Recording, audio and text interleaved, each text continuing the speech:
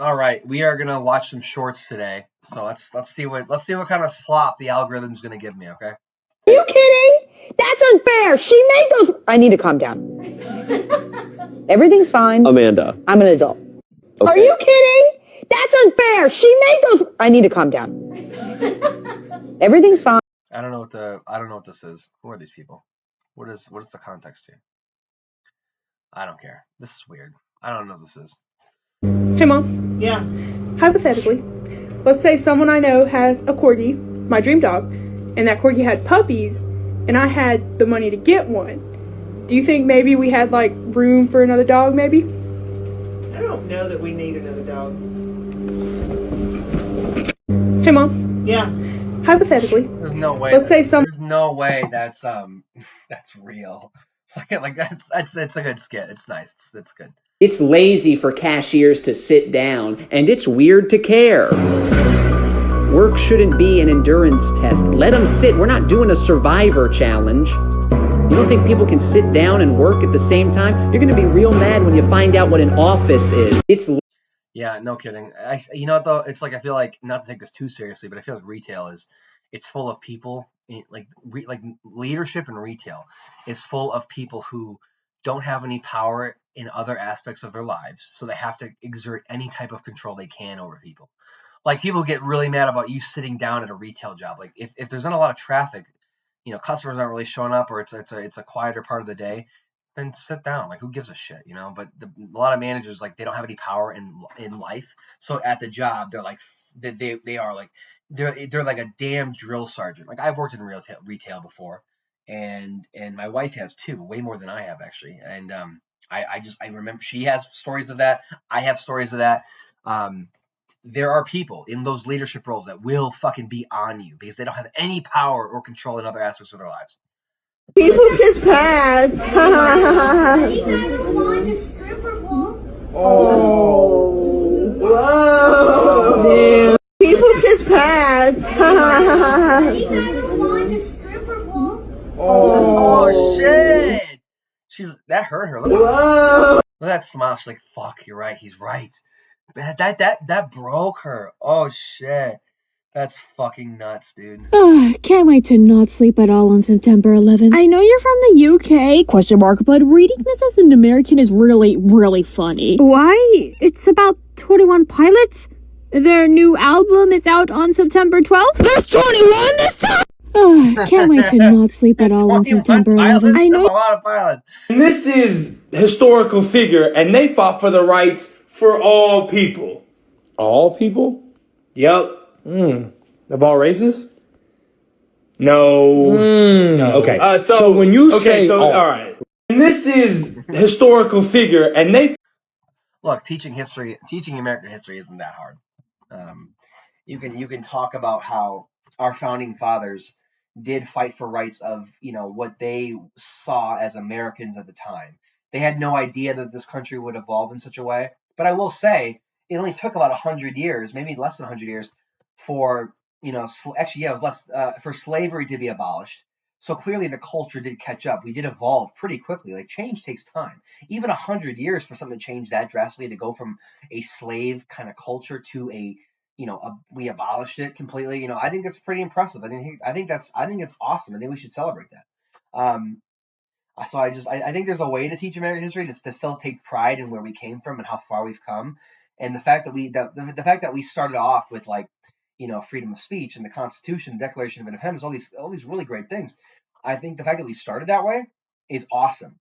Like I think it can only get better from there, and I think it did. We abolished slavery like nearly 100 years later. Civil Rights Acts passed about 100 years after that, roughly. Like in the next century. I think as decades pass, we get better. I think this is a funny video, but I think there's like a genuine things to be proud of. Like we over time, we actually have progressed significantly. Shit, women weren't even allowed to vote before the 1900s, and all of a sudden it was like, what was it 19? Hold on. When was when did was it 1919? Right? When did women get the right? Yes, was it 1919? I need a year. 1920. The 19th Amendment was ratified in 1920. So that's a big deal. Okay? Slavery was abolished in the 1860s. Wait, when was slavery abolished? I want to know. When was slavery abolished? 1865. Okay, I was right. Shit, I'm really close. So slavery was abolished in 1865. In 1920, when we get the right to vote. Civil Rights Act passed in 1964. Like, these are big things. These are significant strides. Like, as time goes on, America gets better. Now, we've obviously, some things have happened since Trump became president the second time around, but still, we still had progress. Isn't perfect, every time we've made progress in America, I'm sure we can point to current events at the time that were not great. But I think it's worth noting that overall we've moved in the right direction. I think that's very important. And the fact that America started off with amendments and the Constitution and the Declaration of Independence and this idea that we are a free people. We're not living under a tyrannical king anymore. I think the fact that it started off with that and evolved into what we are now is pretty significant and worth noting. Liberals a lot of the time pretend that we've never made any progress, that we're still a slave culture and that we're colonizers and we're evil and America's racist at every corner. Like, no, we have made significant progress. We've had a black president. We've almost had 2 female presidents. Okay. Not to mention that there are plenty of women in high-powered careers right now in school. Like, we have made significant progress. I'm a little tired of my fellow liberals only focusing on the negatives. But again, focusing on the negatives is an old school thing that the media does. If it bleeds, it leads. And so if you're a liberal who's trying to get engagement online, it's probably better for your algorithm if you focus on the negative stuff. But in my opinion, fuck the algorithm.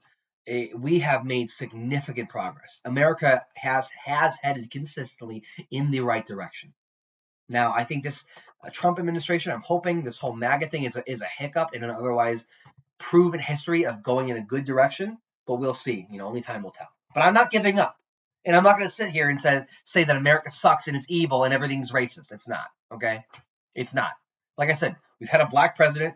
We've almost had 2 women presidents. And we have plenty of women in leadership powers now. I'm not talking about presidential, but there are plenty of female people of color who serve whether in Congress or they serve in other political offices in the U.S. We have come significantly far. So sorry, liberals, but you're wrong. America has definitely made some notable progress. White people version of a smoke alarm beep. Oh God, this is good. This is that's fucking funny. I like that. And to be fair, my Windows actually is activated now, if you can believe that. Ask him, has he tried Battlefield 6 yet? White people version of. Ask him, has he tried Battlefield 6 yet? 你有没有玩过那个游戏叫 Battlefield 6? Hey, you wanted this, right? You wanted the real deal? That's what this is. Wake up, you're in the middle of it. You want to run? Go ahead. No one's stopping you. I'm sorry, bud, but they decided to adopt something. I don't care about Christian content. I don't give a shit, okay? All the Christian content I see is this bullshit, vague, you ask God to take you out of the wilderness and give you power and show you what your purpose is. Meanwhile, there are Christians, with massive audiences, not like this video, but massive audiences who are like, the Crusades were awesome. We need to go back to that. Fuck yeah, dude. Everybody should be Christian. Everyone else is a sinner if they're not believing in God. I'm just so sick of the Christian content. I'm tired of it, dude. You guys act like you're persecuted, but you're the ones that do the persecution regularly. I'm sorry, bud, but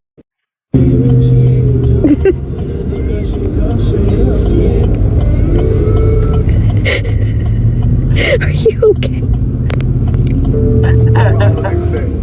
Oh.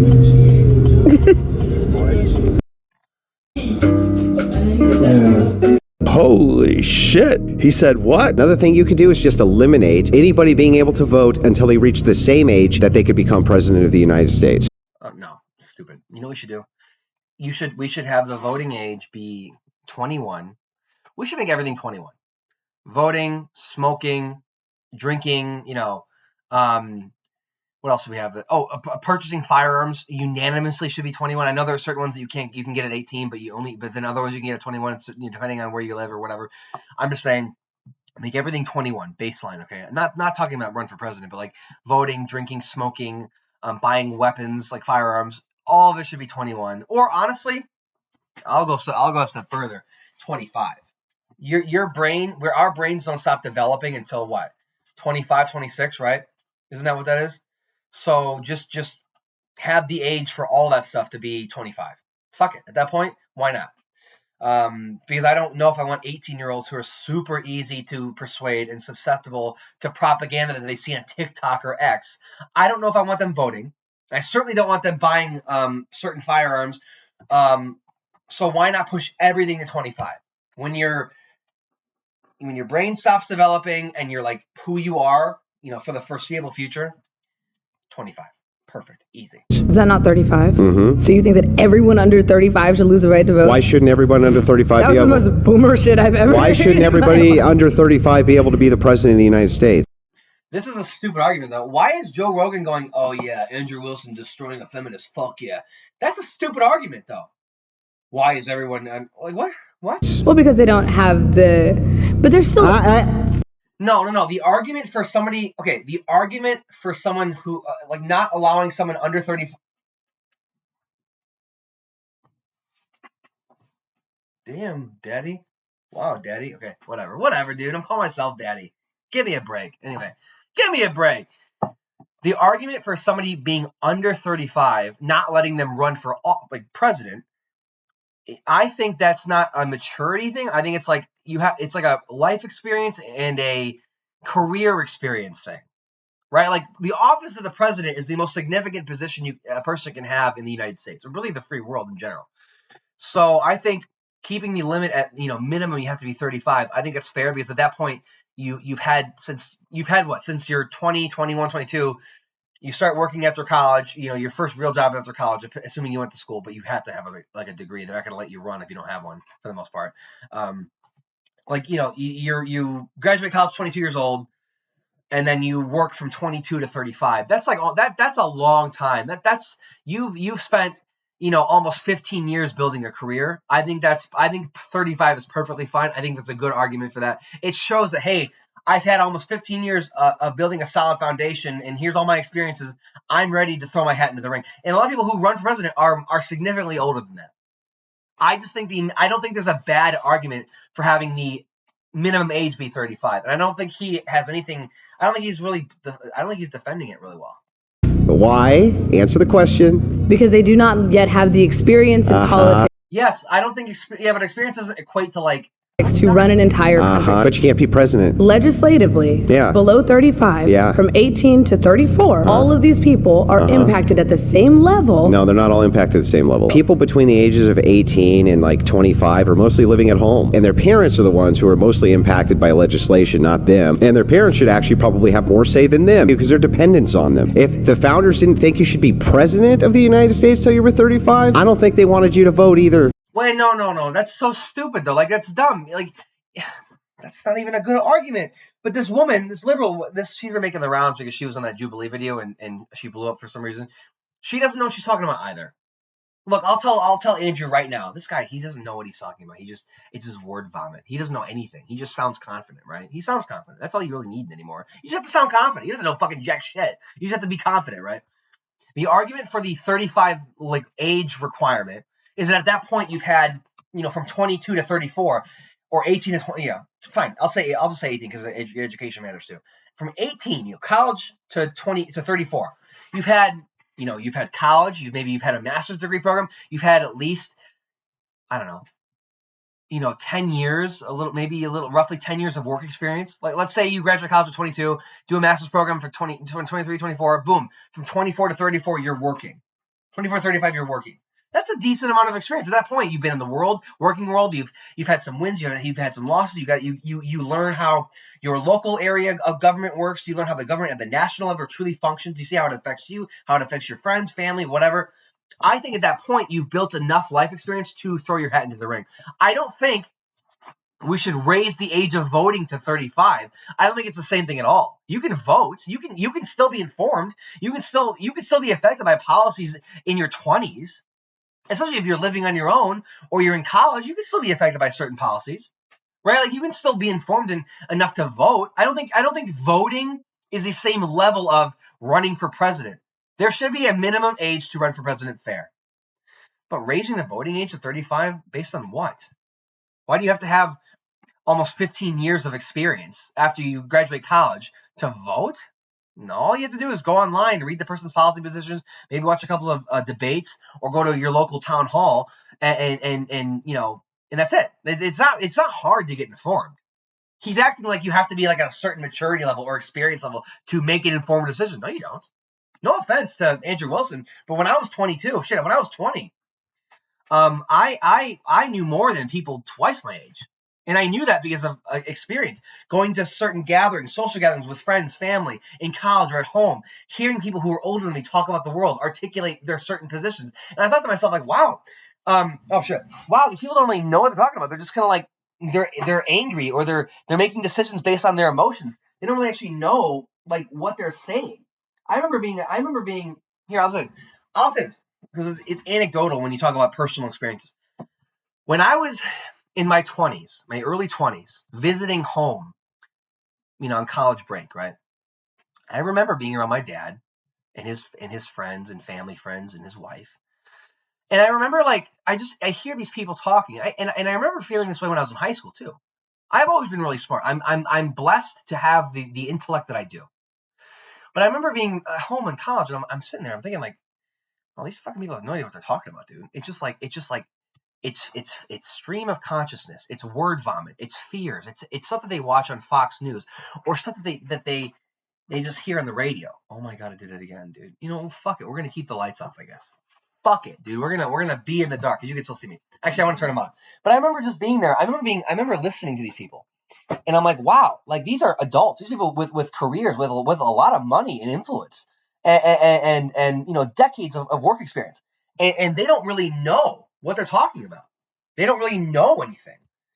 Like, I was just kind of blown away. I was always the silent type when I was with my family and with my my dad's friends, because I'm just like, what the fuck are these idiots talking about? They don't know anything.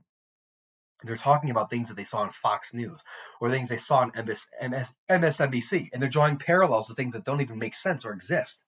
I don't think you have to be a certain age to be informed. Andrew himself is proving it right now. He proves that he doesn't really know anything that he's talking about. He's genuinely making a case for increasing the voting age to 35 because he, in his mind, thinks it's the same thing as making the minimum age to run for president. It's not the same thing at all. To run for president, I require a person to have some life experience, some work experience, maybe 10 years minimum. Maybe you have a degree from an Ivy League school, or you at least have a degree from a well-respected institution, and you have good grades and you have real experience. Okay, like I don't understand this argument that he's making here. But it tells me that Andrew, he's much older than me. It tells me that he's confident. He's like the people that my parents used to hang out with when I was a kid or when I was visiting home from college, right? He's like the people that I would see, like my parents hang out with. They think they know what they're talking about. They're confident in it. They have a very strong feeling that supports their opinion. But when they actually articulate it, nothing means anything. Nothing meaningful comes out. He's sitting here genuinely making an argument for increasing the voting age to 35 because in his mind, it's the same thing as the minimum age required to run for president. You have to have all these things to run for president. And in your mind, Andrew, you have to have that same level to vote? Seriously? What? I can make a stronger case for increasing the voting age to 25 than I could for 35. Because at that point, once you're 35, you're grown up. I mean, for the most part. I don't understand how this was not a slam dunk for this young person right here. This woman he's talking to. I don't understand how it was not a slam dunk for her to be like, seriously, dude? Like, you genuinely are making an argument for... If it were me, if I was on that podcast, I'd be like, Andrew, you're seriously sitting there with a straight face and making a serious case for increasing the voter age to 35. You think it's in any way the same? You think you have to be that prepared and informed at the same level as a person would have to be at 35 if they were running for president? Seriously? Like, whoa. It's not the same thing. I can go tomorrow, read about my local politicians. I can go tomorrow online and spend 2 hours reading about my local government. Who's running, who ran, who's currently serving now, and make informed decisions in 2 hours. That way, the next election cycle that kind of happens here locally, I will be ready. All I need is 2 hours to do some real research, okay? But to run for president, I need more than just 2 hours of that. I need at least, from 18 to 34, a little over 15 years of experience, whether it's working in public office, running for things, raising campaign funds, working on a campaign maybe, going to a relevant collegiate program, and then potentially getting my master's degree in something related to politics or public service. I mean, these are all things that matter, that you actually have to have real experience for. But just to be informed, all you have to do is read a couple things for a couple hours. That's all you have to do. It's not hard. Being informed is actually really, really easy. But I think for Andrew, I think he has to make it seem like it's hard. I think he has to make it seem like that being informed is actually this arduous task that requires almost 20 years of dedication. You have to be 35 to truly be informed. Because I think what he wants, his base to be as lazy as he is. He wants them to be able to fall back and be like, I'm not old enough to be informed yet. I'm only 32. I'm not ready yet. Andrew said that, it takes time to truly be informed. It does not take time to be informed. Just read something online for 2 hours and you can make your opinions. And if you can't do it, something's wrong with you. Holy shit. This should have been a slam dunk for her. Men are simple creatures. What's this? I told my wife, I'm like, hey, my buddy Jordan got engaged. Wow. Do you think a pig is smarter than a baby? Like a newborn baby? Almost certainly, yeah. So a pig is... So why don't we kill babies? But why do we kill pigs? Because we are, as humans, we're interested in human morality and we're interested in human conscious experiences. Now, there are a lot of vegans that would say you should protect the pig in the same way. Yeah, but you eat pork, right? Well, I eat all sorts of meat, yeah. Yes, okay, perfect. All right, great. You're not But I'm not a vegan, yeah. Yeah, perfect. But the only difference between my moral system and a vegan is a vegan would say that we should protect all sentient experience, and I would just say all human sentience. Why is it moral to kill the pig but not the baby in this scenario? Because I can't really speak meaningfully, in my opinion, to an animal's conscious sentience experience. I can't speak to that meaningfully. But the pig is smarter than the baby. But intelligence isn't the only way to measure. We don't say that like a more intelligent person has more consciousness than a less intelligent person or something, right? How would you know if a pig has more consciousness than a baby? I don't at all. That's why I don't make any statements about pig brains or animal brains. So for a baby, I mean, they have brains like us. We can't really observe consciousness, but we can assume. I assume you're conscious. You assume I'm conscious. Yes. And so other humans are likely conscious. So as soon as you would assume that the baby is conscious. Once the parts that we believe consciousness to place from are communicating with each other, yes. Okay. I eat all sorts of meat. What did he just say? Oh, are they making fun of Destiny being bi? I don't really care about that, dude. Who cares? Do you think a pig is smarter than a baby? By the way, like a newborn baby. Person's sexuality, and I say this is like I'm straight, right? That's it. There's nothing more to that. A person's sexuality is not like a slam dunk. Like it's not like, oh, it's evidence of like me, my side being better or my belief systems being more valid than yours. No, it's not. Like your sexuality doesn't matter. I don't care if you're gay or not. It doesn't mean you know more or less about the world or know more or less about a political topic, It's just stupid. When conservatives like try to dunk on Destiny for being bi, I'm like, oh, who cares, dude? Like that doesn't have any impact on what he believes in or his competency to talk about a subject, Baby. Almost certainly, yeah. So a pig is... So why don't we kill babies? But why do we kill pigs? Because we are, as humans, we're interested in human morality and we're interested in human conscious experiences. Now, there are a lot of vegans that would say you should protect the pig in the same way. But you eat pork, right? Well, I eat all sorts of meat, yeah. Men are simple. Okay. Do you think the specific criticisms seem to be that you're too socially liberal. So what is your perspective on? Well, look, I mean, I believe marriage is one man, one woman. I believe in biblical marriage. I always have. And I also have people that are gay on my staff, and I'm not afraid to share the stage with people that are gay. Other individuals think, and they have said this, that gay people do not have a position in the conservative movement. I believe that is wrong. I believe that Dave Rubin and Peter Thiel and Tammy Bruce have a place in the conservative movement. I absolutely do. And I think it's so backwards that they would believe that we should somehow grow the influence of the conservative movement by the process of subtraction of people that are turned off by the left, turned off by woke culture of the left. Somehow they believe that the conservative movement should be closing its doors to people that all of a sudden might be interested in your podcast or your position or your speeches. I march at the March for Life. I am very, very pro-life against Planned Parenthood. I talk about it quite often. It's an unfair accusation against me. It just is. But I won't apologize for having people that are gay on my staff, sharing the stage with people that are gay, that have served our country and that are veterans. It's not something I'm going to apologize for a second for. And it doesn't compromise my Christianity, my moral positions on marriage, or my conservative belief.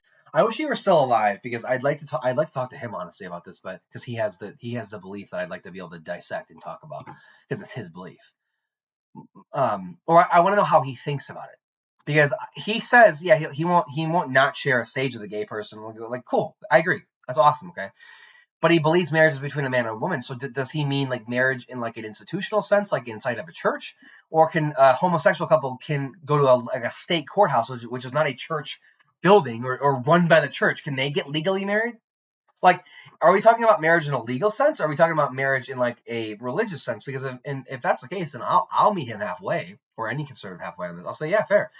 Gays can't get married in churches. I agree. If churches want to do that, they don't have to. They shouldn't be forced to. But gays in a legal sense, like legally married, like the legal definition, like signing the paperwork to share, like the tax benefits and health insurance when they apply for it as a couple, or taxes, like is that okay? Like, do they mean in a legal sense? Because the state buildings, like the laws, aren't religious laws. They're not governed by the Bible or the church.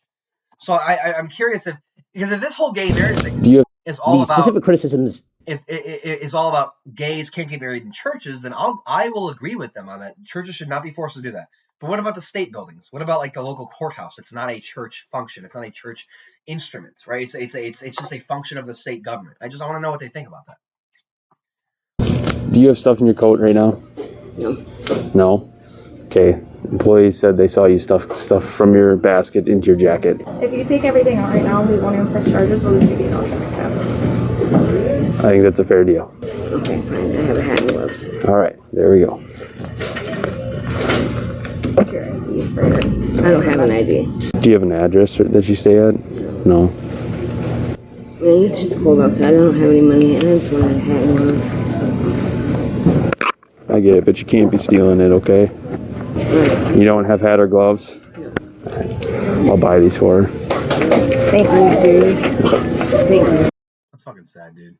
By the way, conservatives like cut social programs and welfare, and they don't care about homeless people or they don't care about veterans. They don't. They want to give tax breaks to the wealthy, and they want to cut every single social program imaginable. Brian Kilmeade on Fox News literally said verbatim that we should lethally inject them if they don't want our help. If they don't want to be, their help should be, if they don't accept the state's help or like whatever, they should be lethally injected, okay?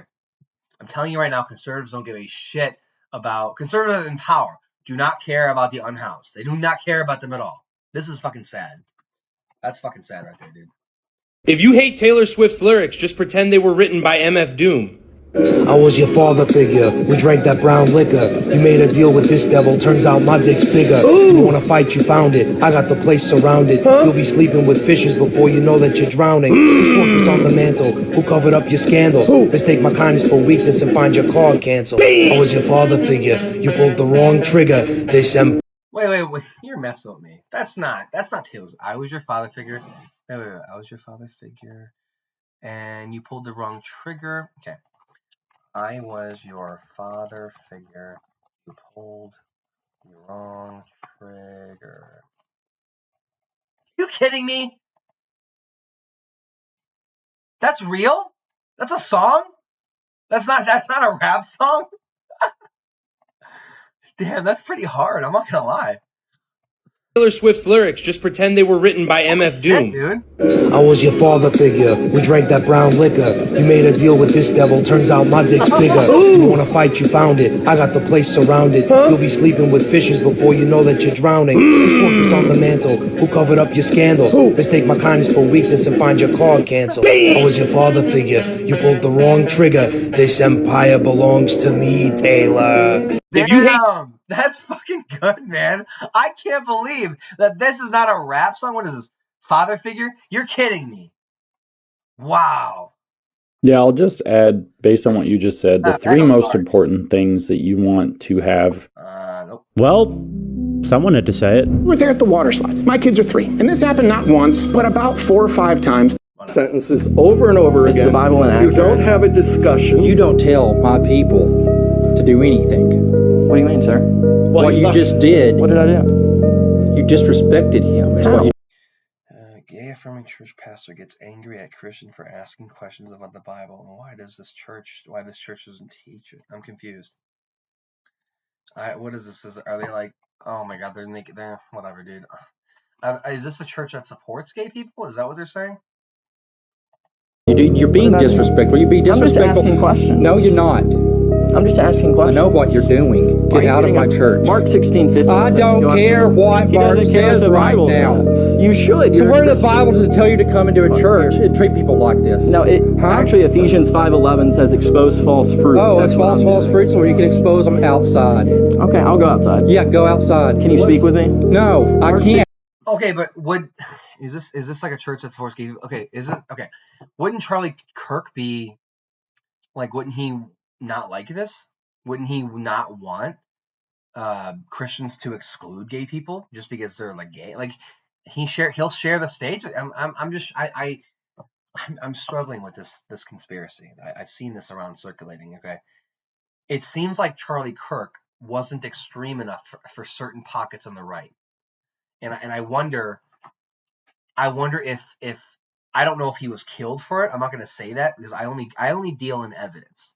But my personal opinion, it just seems that there's a certain pretty vocal part of the far right that thought he wasn't extreme enough for them. You know, and I wonder if his views on Israel changing, or the fact that he would share a stage with a gay person, if that made them mad. If Charlie was not conservative enough for them, and he was really popular. A lot of people believed in him, and I don't know, man. I mean, I only deal in facts. I don't do conspiracies, but it is odd to me that this guy Charlie Kirk, despite having some pretty extreme views, in my opinion, was murdered. And I see these pockets of conservatives who are way more extreme than Charlie is, or Charlie was. It makes me wonder: was he not extreme enough for them? Was there a coordinated effort to get rid of him? Maybe I don't know. I wish we had all the facts, but unfortunately we might not ever find out. You know, we might not ever figure this out. I wish we had all the facts. So, which one is it? Sorry? I was recently hired for a one-day job by a boomer company. I had to get up really early in the morning. I drove an hour. I got halfway there. I got a text that said, canceled. I drove another hour back home. 2 weeks later, I got another text that said, job is on again. Come to this address. I got to the address. Another said, address changed. Now, you may wonder who this company is. The boomer company that did this is the same company that arranged this debate. Oh, no. He came up here to take shots. He came here to expose him. I was recently hired for a one-day... Good for him. Do you hate it when people call you Walter White? Because we're kind of the guys to our deathbed that are going to be known for this one character that sticks in America's cultural memory. Yeah. And how do you navigate that? Because sometimes when people call me Dwight, and they're like, guys, it's Dwight. It's a little bit like, guys, Dwight is a fictional character on a TV show from 10, 11 years ago. Yeah, then you know that's how big the character became, because it seeped into their psyche so deep that they don't even know that your name is Steven. I love it. It's Rain. I'm sorry? Rain. Okay. No, my name is Rain. Oh, good. Do you hate it when people call you Walter White? That's funny. He's hilarious. He's fucking funny. He's really good. So let's talk about the CCP. So you're cool with the one-child policy? It doesn't matter what I'm cool with. The reality is... No. That was a policy of the CCP for years, where they would murder another child if you had more than one kid. Look, what we need to understand is that China is a democracy, and they... Oh my god, dude. This person, whoever this is, should never ever be allowed to speak on politics again. Never. Ever again. This was a horrible example of somebody on the other side that Charlie's speaking up against right now. That's terrible. The Klan started after the Civil War? Yeah, Forrest Gump's named after the guy. What? Benjamin Buford Forrest. That's right. Forrest Gump in the movie, he started something where they dressed up like ghosts or something. Yeah, and lit crosses on fire. What do you think is realistic, like 2,000 Klan members now? They're circa around 5,000 to 8,000. And the media makes That it feels into inflated. this. It's happening every day, everywhere. I don't think it's that many. 3 million to 6 billion peaked in 1924 to 1925. I think that was, what's it called? Birth of a Nation, that movie. Birth of a Nation. Everybody got fired up. These guys are cool. You know what's crazy is how many people were here then? How many black people were there? That's not even enough black people to hate. At that point, they were after like Catholics and Jews and shit. Catholics? Yeah, they hated Back Catholics. then, they were like, black people know what their place is, but these Jews are owning properties. Well, you guys do get a little rowdy. Let's take a guess. Yeah, you guys. at the height back there. Pull back. The Klan started after the Civil War. Yeah, Forrest Gump's named after the. Do y'all have one of these? Honey, it don't leave me alone. If I'm walking around in the house. What the are you saying? It's the most bizarre headline. You weren't born that way, but they were. You think they're just all lying? Why would they be lying? And you think anyone who doesn't think like me is mentally ill? There's actually something profoundly wrong with you. Yeah, sure. Well, nobody said. What was articulated to you was something which is Yeah, it's pure actually logic. kind of exactly what you said. And I'll explain the pure logic. You have no comparison to make as a male for what a female does even feel like. That's how we know it's a mental illness, Saint. It's really simple. It's the law of identity. I hope that you know what logic is, because that's what that is. It's a.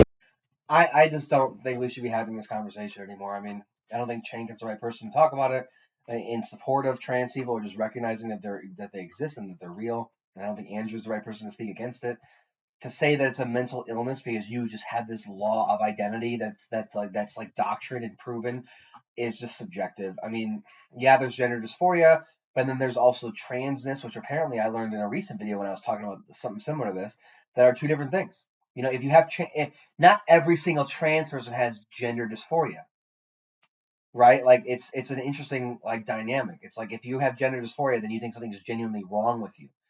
But if you are trans, you think that you want to be somebody different, that you want to be, that you're not who you want to be. It's from what I can gather, the gender dysphoria thing is like a negative, persistent feeling that never goes away.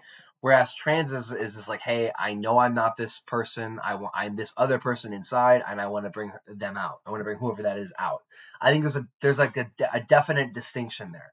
One is like this unhealthy, painful mental experience that you can never ever shake. Like something's wrong all the time. And the other is, I am what I am on the inside. How do I bring that out? I think there's a huge difference there. And I think to have discussions about this, you can't just like this guy will never ever agree that exists, even though there are plenty of trans people out there in the world.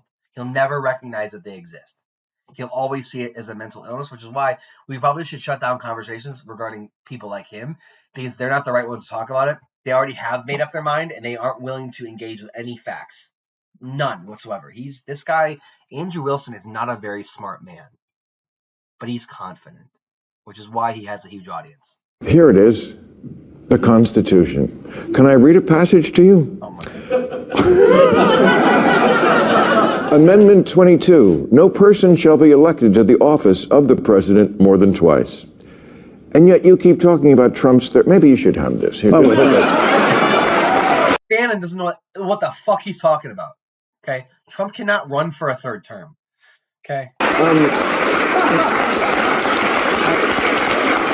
I'll get you to sign it backstage and underline. Look, President Trump didn't bring up running for a third term. Myself and others brought up running for a third term. President Trump is going to run for a third term, and President Trump is going to be elected again on the afternoon of January 20th of 2029. He's going to be president of the United States. Okay. Are you fucking crazy? Okay, but the thing I just read. He can't do that. Read in there. It seemed like there was no wriggle room there. It seemed like it was just 8 or 10 words that said only 2 times. We have a team of people that are working. A team. How can a team do something about that? Here it is. Because they will try everything they can to circumvent the Constitution. There's no. Oh my God, dude! If he wins again, I'm telling you right now, our way of life will fundamentally and permanently change. Even as a conservative, you should be like, I don't want. You should, as a conservative, right?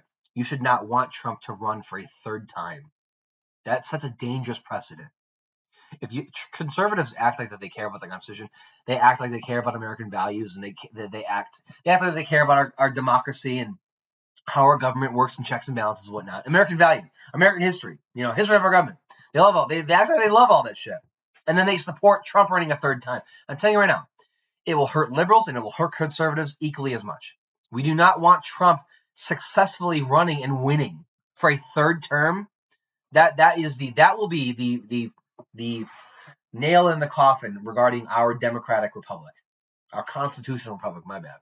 That will be the nail in the coffin for our country.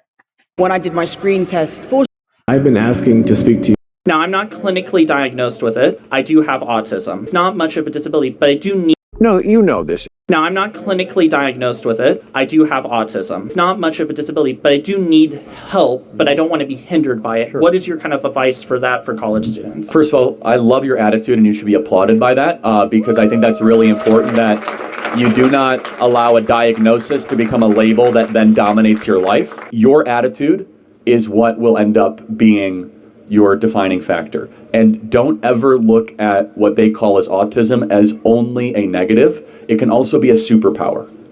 I know a lot of people with high functioning autism that are able to focus on a task for 9 hours and get it done in a way that I would not. I think you should look at autism as you describe it as something that God gave you as an... I have no problem with that. That's a really cool statement. That's really cool, man. You got to hand it to him.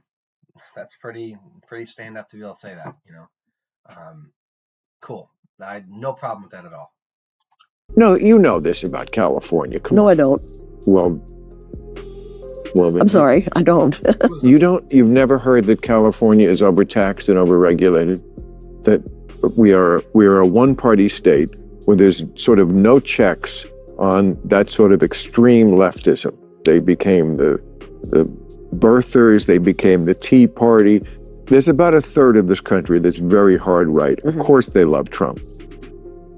When he left office, he had an approval rating of 34%. So he really only had those people.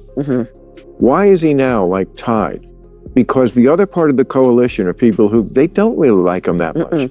They just think the far left has gone so nutty on so many issues. That's what they're being told. That's what they... By people like you. Because it's true. No, you know this about California. No, I don't. Well, I'm sorry, I don't. You've never heard that California is overtaxed? She has to say, I mean, oh my God, dude. I swear to God, I gotta figure out this goddamn plug. I keep hitting it, okay? Why can't you even use it for the hose I have at home? Like that one? Now that will be made out of plastic. Have you tried to sell this? No, I haven't. The main reason why is... So we park ourselves in a club in Georgetown. My agenda is... What happened to Kanye? Do you still talk to him? No, I don't think he's a bad person. I think he's disturbed. But he'd be like, I'm flying to Austin to come on the show. And then halfway through, he'd call up and say, I think they're going to kill me. I'm turning back. A couple times he said that. I didn't believe he'd be there. So he flies in. To say that he's disturbed and then also be the guy that, you know, was found civilly liable for harassment and spreading lies about Sandy Hook is kind of crazy. To say that, oh, Kanye's disturbed as Alex Jones is pretty nuts to me. Yeah, that's fucking nuts to me. Wow. Like, that's... On the other hand, if you're Kanye and you got Alex Jones saying that he's pretty disturbed, if you're Kanye and Alex Jones is calling you disturbed, you got to look in the mirror and fix some things, because you got one of the craziest guys in the media right now calling you crazy. Whoa, might be time to change things. Do you have an all-time favorite mediocre president? I think they say, hey, we're now on 26th and 7th, and we have a producer who's more than 10 blocks behind us and says there is no end in sight in terms of how far this protest is going. We're trying right now to get an updated estimate. I think it's kind of lame. I don't know. I mean, it's cool that look, protesting is American. It's protected by the free speech. But I couldn't imagine wasting my Saturday doing this. Like, this would suck. I'll be honest with you. I'd rather just hang out, play video games, go to the gym, and just watch movies or TV shows with my wife. But this is like who does this shit? Like this doesn't do anything. It doesn't. All this does is create awareness. I don't know, man. I think protesting is lame. I think you're better off just voting or running for office yourself or I don't know, doing all that stuff. Maybe canvassing your neighborhood, maybe. I don't know. Spreading awareness that way. I just don't think, because I'm telling you right now, a lot of people in this protest, in this movement, are the same ones that voted third party or just didn't want to vote at all because they couldn't stand Kamala. Because Kamala was too extreme for them. They didn't like Trump, but Kamala, supported Israel, and Kamala supported genocide. Like, I just can't get behind these hippy dippy people who will waste their vote or who won't even vote entirely saying no. I'm telling you, there are people in these protests that are that, right? That don't understand anything about how the government works. They think voting is stupid or participating in our process is stupid because it's corrupt and the Republicans have corrupted everything. They've given up on our democratic process, but they'll spend a Saturday yelling and screaming with a sign. I just don't. This doesn't do anything. This does nothing. It does absolutely nothing. It's a waste of time. So if you were in a burning hospital and on one side there were 100 in vitro fertilized eggs and on the other side there were 5 born babies and you had to only save one side, which would you save? This is a stupid thought experiment. So if you were you would obviously save the babies. I'm confused here. Like, I don't understand. What? In this weird scenario, you'd clearly save the babies, right? Like, I'm confused here. Like, I don't understand. Like, this is a dumb argument. This is a bad question. In a burning hospital and on one side there were 100 in vitro fertilized eggs and on the other side there were 5 born babies and you had to only save one side, which would you save and why?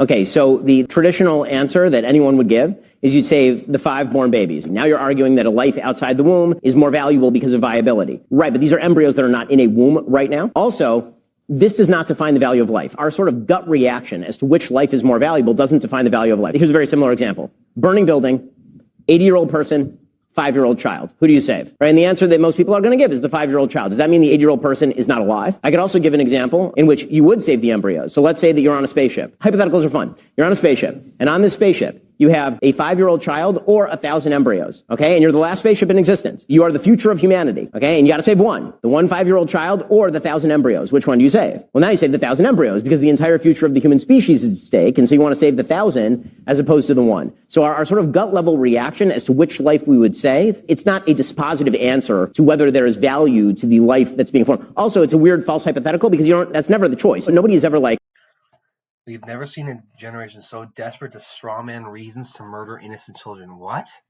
That's not the argument for abortion. There are genuine medical and ethical reasons to allow and perform abortions. Nobody is desperate to murder children. Like, what the fuck is this, dude? And also, why are we entertaining these stupid hypotheticals? This is a dumb, no offense to this young man here, but that's a bad question. If you have a choice to save 5 babies versus embryos, pick the babies, right? I don't understand. Like, why are we even entertaining this? Can we talk about what's actually happening? Can we talk about the facts for a second? There are plenty of reasons, ethical, moral, legal, to advocate for legalizing at a federal level abortion. So I don't understand. Like, we're not murdering babies, but I'm not all for if a 15-year-old girl gets raped by her uncle, for example, which happens. That's a real scenario. That's not hypothetical. That does happen, right? There are plenty of Law and Order SVU episodes where they cover shit like that, okay? Rape happens, okay? It does. It's a real thing. The creepy uncle thing isn't a stereotype. It's a reality, which is why the stereotype was born, but there is a reality where, like, there's the creepy uncle who, rapes his niece, and now she's pregnant. So what we do is, do we force a child to have a baby? Basically a rape baby? Do we force her to have that? I don't think so. I think we allow her to get rid of it because A, she can't take care of a child. B, it's a traumatic experience to be raped by somebody, right? So now we're forcing her to relive the trauma forever. To never be able to truly move on from it. Because you can't handle, because you think it's a sin. By the way, it doesn't say anywhere in the Bible that abortion is a sin. But you think it's a sin to murder a baby, but you'd rather force a 15-year-old child to be traumatized forever and to forever have to raise a child. She can't take care of it. She can't afford it. Stupid. And it's not even about affordability. Because you're like, well, then what if, like, you make her have it, then she gives it for adoption? Well, she still has to go through the pregnancy, which is equally traumatic. So now she was raped by somebody that she's supposed to be able to trust. And now she has to go through a pregnancy that she's not ready for? Seriously? And so it's going to further traumatize her even more. What do we do for that? Why do they hate people? Why do conservatives hate women so much? They hate them. They really do. They would rather force a child to give birth to a rape baby than just, like, have her get rid of it and then deal with the trauma in a healthier way. I don't understand this. I don't understand why conservatives genuinely hate women so much. I don't get it. There's something deeply, fundamentally wrong with their line of thinking. Hey, yo, where you going? Do you have any pamphlets with the Q? If the Bible teaches love and acceptance. Wheelchair, what up, man? A couple days after Charlie died, I put out a tweet where I said, I want to extend a truce. I think we need to be unified against this threat. The left, if they get back into control, they're going to be out for blood even more than they ever have been. And so we need to be united against that together. Almost every single comment I got was yes, amen, absolutely, I'm with you. Almost every single comment. I said the exact same thing, the exact same.